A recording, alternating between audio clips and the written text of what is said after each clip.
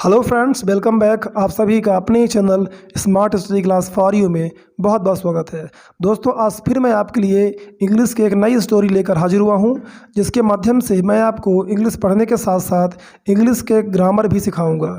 तो दोस्तों, अपनी इंग्लिश को इम्प्रूव करने के लिए और अच्छा बनाने के लिए इस वीडियो को पूरा वॉच ज़रूर करें, ठीक है। तो चलिए हम इस वीडियो में आगे बढ़ते हैं। जैसा कि आप देख रहे हैं, इस कहानी का शीर्षक है यानी टाइटल है the shepherd and the Wolff. इसको पढ़ेंगे वोल्फ।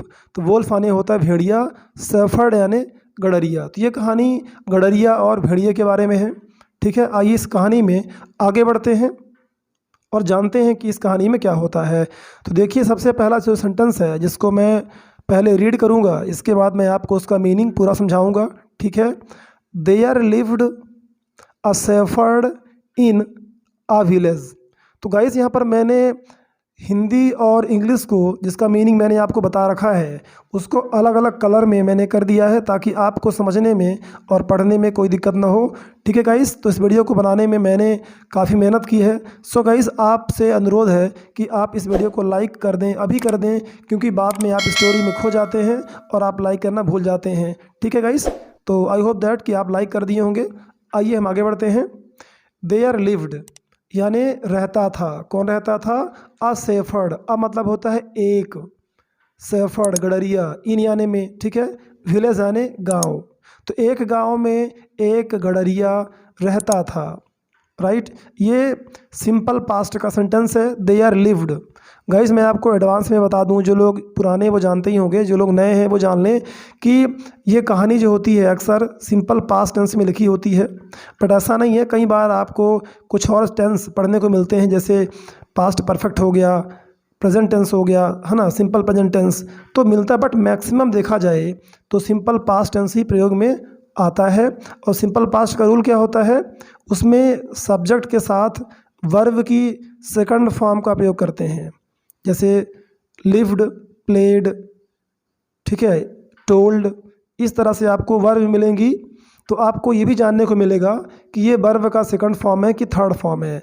ओके गाइस, तो आपको ओवरऑल बता दें, बहुत सारी चीज़ें एक स्टोरी के माध्यम से आपको जानने को मिलती हैं। रीडिंग करने के साथ साथ नए नए वर्ड, वर्ब के बारे में, कुछ प्रीपोजिशन हो गए, तो ये तमाम बातें होती हैं जो हमारे पुराने दोस्त हैं, व्यूअर्स हैं, वो अच्छी तरह से समझते होंगे कि स्टोरी के थ्रू इंग्लिश सीखना, स्टोरी पढ़ना, और जैसे बहुत लोग न्यूज़पेपर पढ़ते होंगे और बहुत सारी जो स्टोरियाँ होती हैं, ठीक है, और नॉवेल्स हो गए।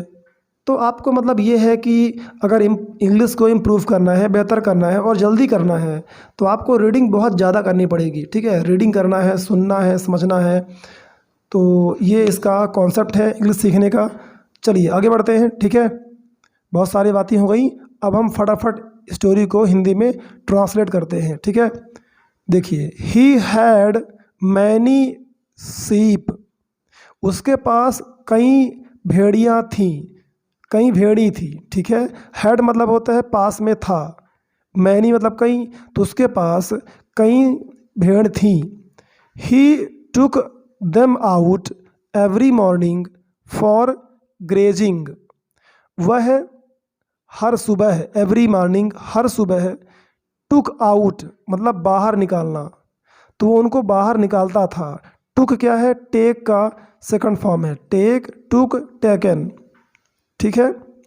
इस तरह से आपको first, second form, third form को भी ध्यान में रखना है, जो कि बहुत ही इंपॉर्टेंट है इंग्लिश सीखने के लिए, बहुत ही इंपॉर्टेंट है, राइट। उसके बिना आप जो है आगे नहीं बढ़ सकते। तो देम यानी उन्हें, तो वह उन्हें, उन भेड़ियों को, है ना, सॉरी, उन भेड़ को वो हर सुबह, एवरी मॉर्निंग, चराने के लिए, फॉर ग्रेजिंग, ग्रेजिंग मतलब होता है चराना, फॉर यानी के लिए, तो चराने के लिए हर सुबह बाहर निकालता था या बाहर ले जाता था, ऐसा भी आप कहेंगे, ठीक है, कि वो बाहर ले जाता था। वन डे, एक दिन, हिज वाइफ फेल इल। एक दिन उसकी पत्नी, फेल इल मतलब बीमार पड़ जाना। एक्चुअल में फेल, फॉल का सेकंड फॉर्म है, ठीक है। जैसे मैंने पहले बताया कि सेकंड फॉर्म का प्रयोग ज़्यादा होगा।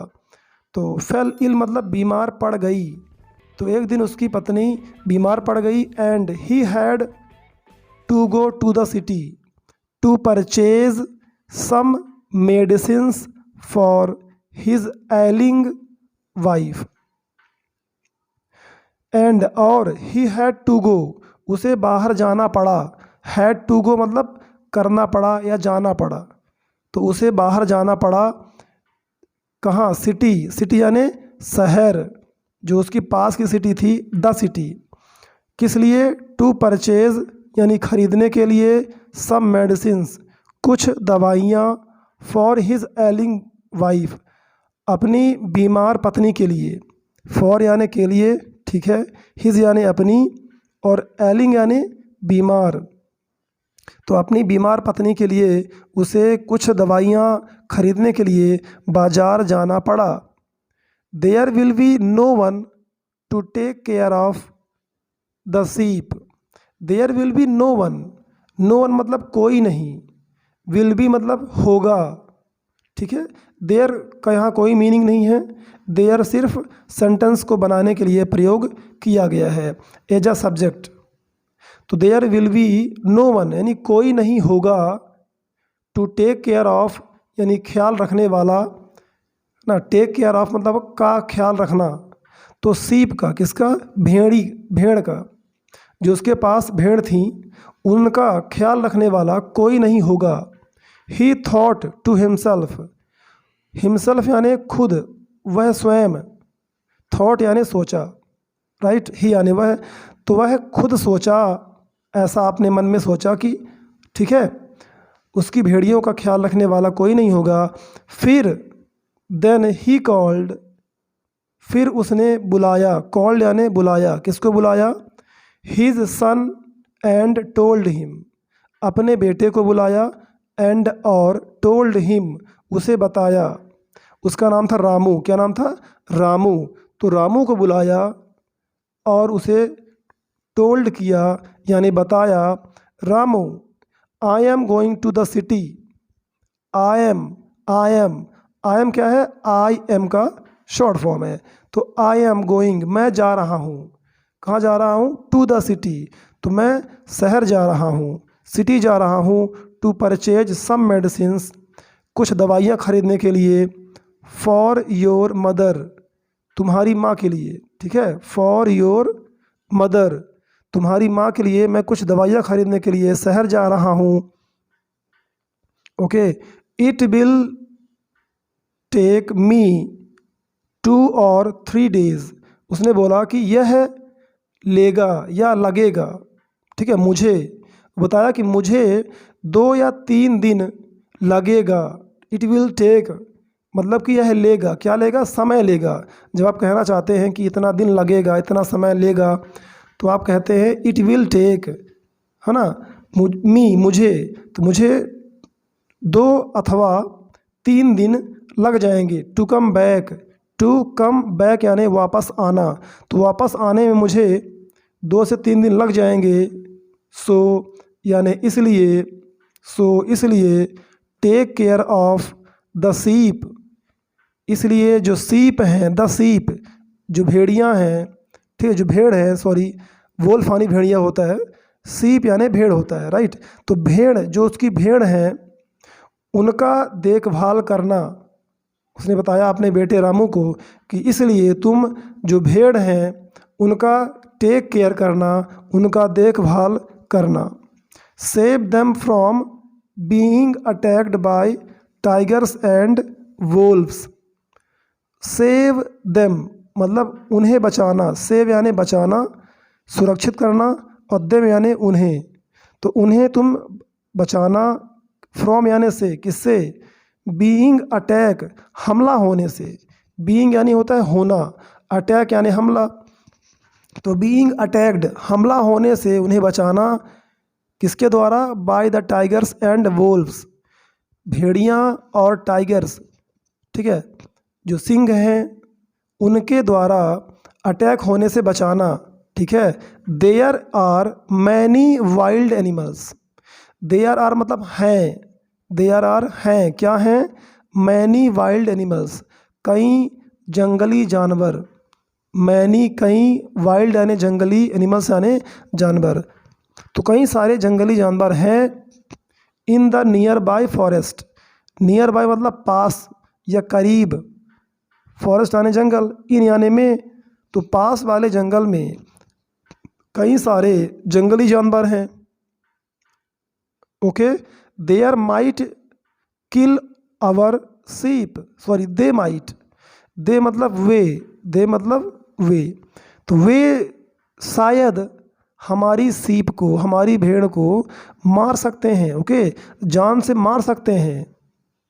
माइट यानी शायद, किल यानी जान से मारना, तो शायद वो हमारी सीप को जान से मार सकते हैं, इसलिए तुम उन्हें उनसे बचाना। ऐसा कहकर रामू का पिता बाजार चला जाता है ना, मान लो शहर, किसी दूसरे शहर दवाई लेने चला जाता है।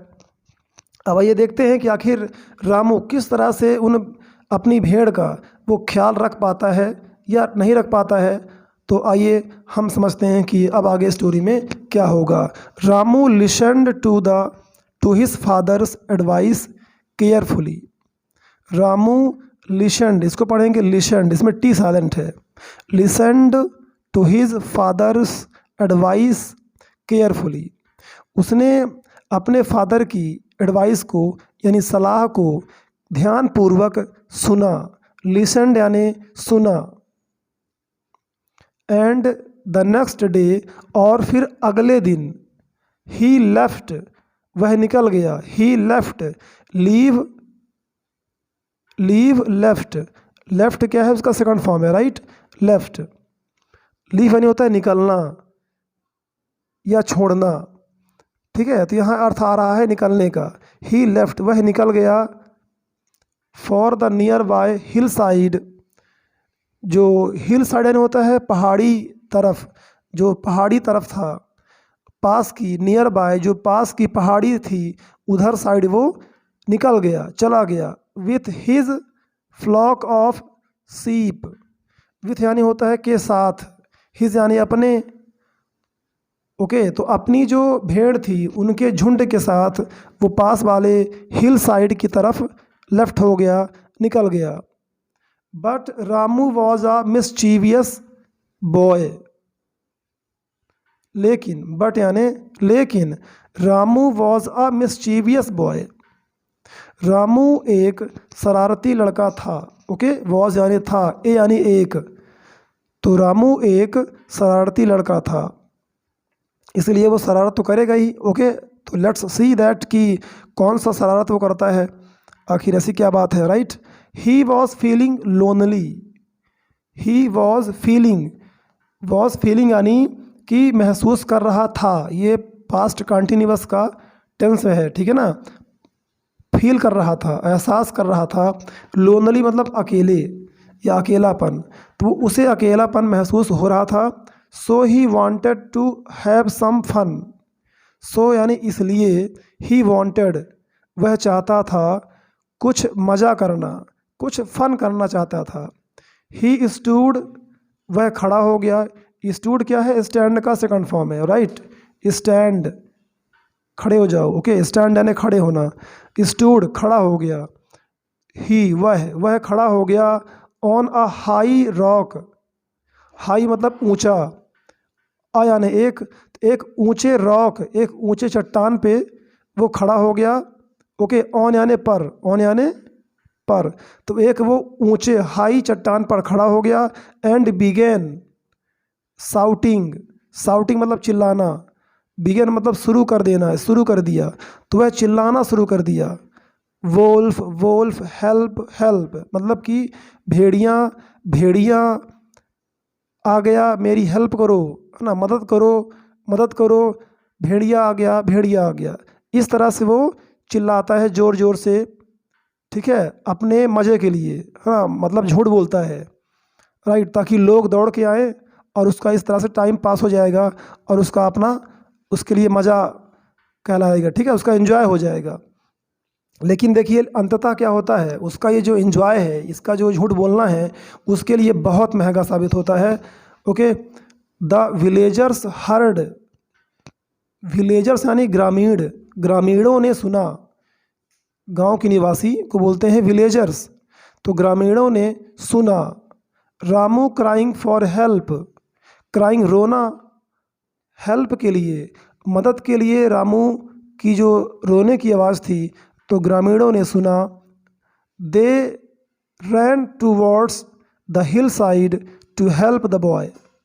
दे यानी वे यानी ग्रामीण, तो ग्रामीणों ने, टूवर्ड यानी होता है की ओर या की तरफ, रैन मतलब दौड़े भागे, तो ग्रामीणों ने पहाड़ी साइड यानी हिल साइड पहाड़ी तरफ उस बच्चे का, उस लड़के का हेल्प करने के लिए दौड़े।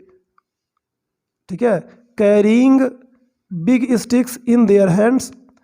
अब जहाँ बात आती है वोल्फ की और भेड़िए की और है ना शेर की, तो वो खाली हाथ तो आएंगे नहीं। ठीक है, इसलिए वो अपने हाथ में क्या लिए थे? बिग स्टिक्स यानी डंडे। इन देयर हैंड्स, देयर मतलब अपने, इन यानी में, तो अपने हाथों में बिग स्टिक्स बड़ी छड़ी और बड़ी लाठियाँ लेकर वो भागते हुए आए।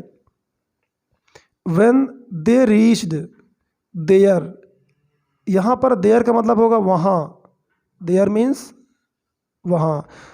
व्हेन जब वे वहाँ पहुँच गए, रीच्ड यानी पहुँच जाना, तो पहुँच गए सिंपल पास्ट में है, तो जब वे वहाँ पहुँच गए, दे फाउंड, दे यानी वे, तो वे पाए, फाउंड यानी पाए। फाउंड क्या है? फाइंड का सेकंड फॉर्म है, राइट, फाइंड।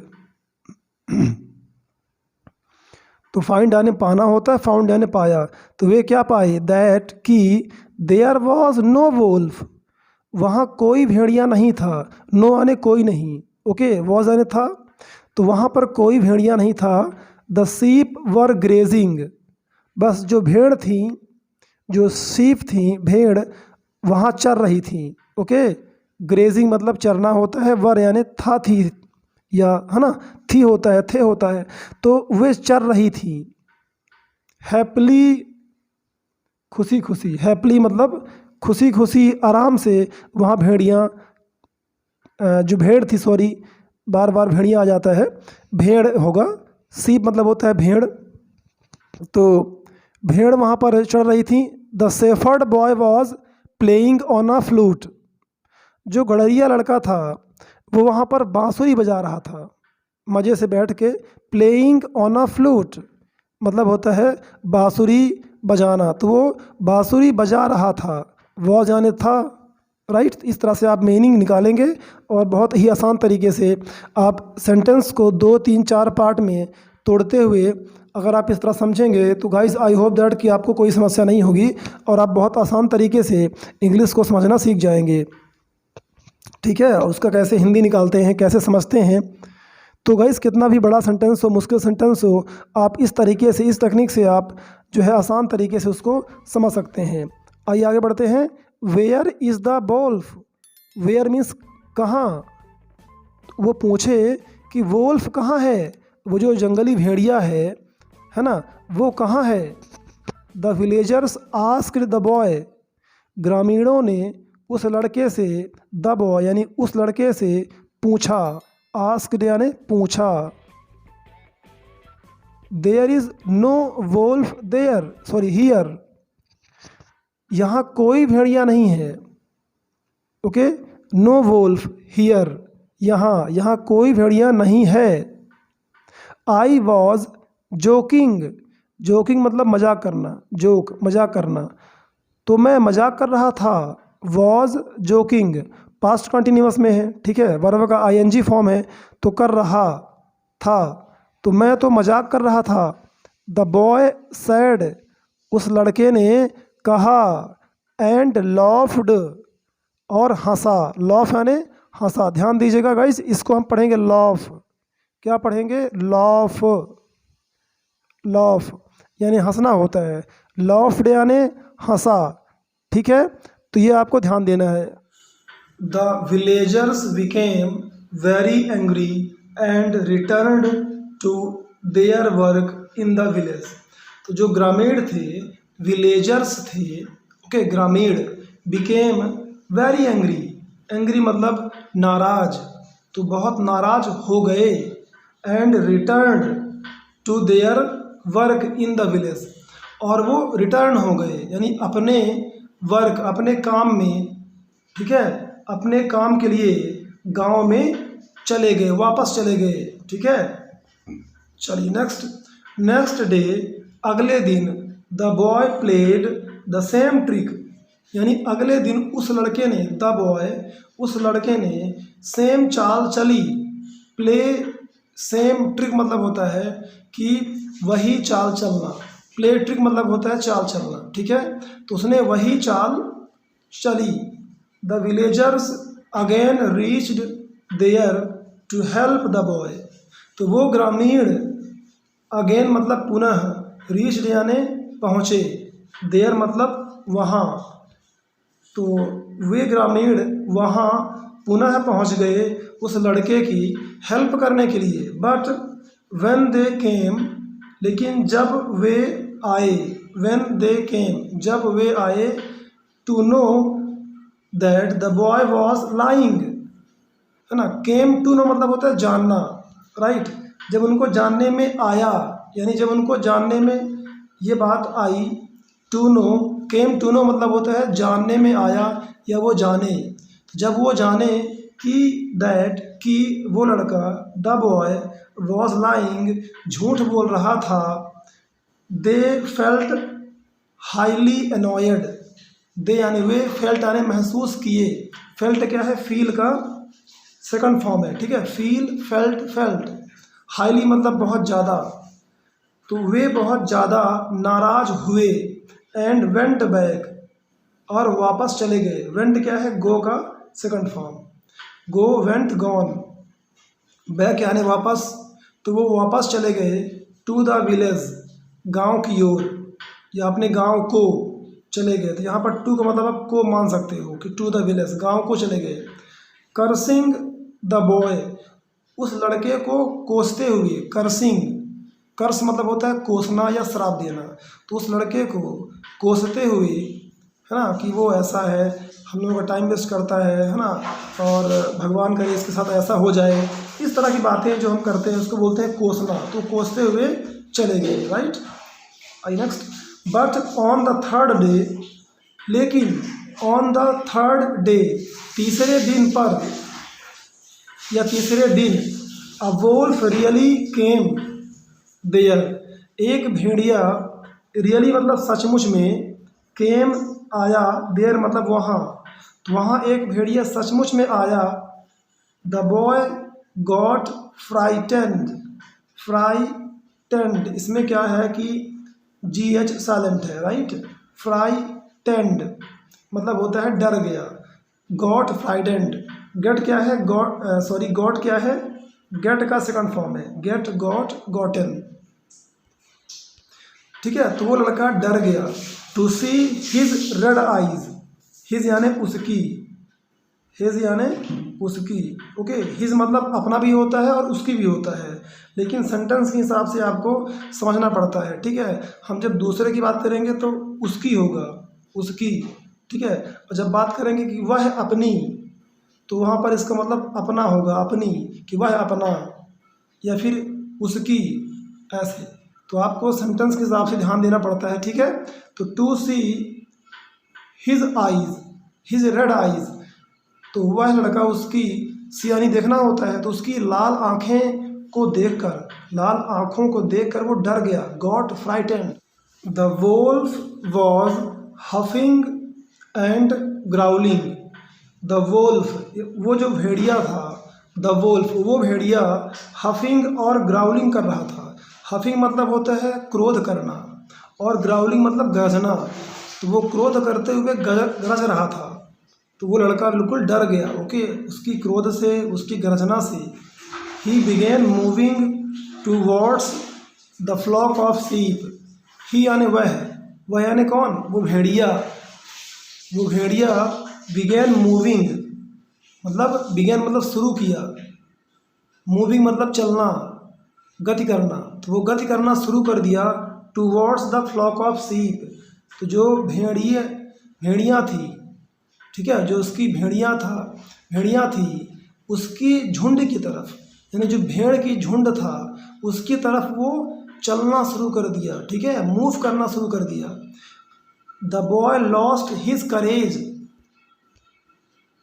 उस लड़के ने अपना साहस खो दिया। करेज यानी साहस, करेज, हिज यानी अपना, ठीक है, क्योंकि बॉय अपनी ही बात कर रहा है इसलिए हिज मतलब अपना होगा। और वहाँ पर क्या हुआ था, बॉय किसी दूसरे की बात कर रहा था, है ना, तो वहाँ पर हिज मतलब उसका। जब वो अपना खुद का बात करता है कोई लड़का कोई पुरुष, तो इसका मतलब होता है अपना। द बॉय लॉस्ट हिज करेज, है ना, वो लड़का अपना साहस खो दिया, लॉस्ट यानी खो देना।